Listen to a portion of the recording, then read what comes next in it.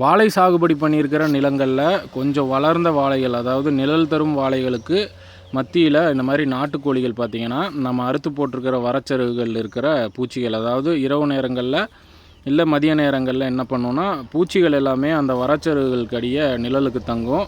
அதை கலைச்சி இந்த நாட்டுக்கோழிகள் தனக்கான இயற்கை உணவை தன் போக்கிலேயே தேடிக்கும்.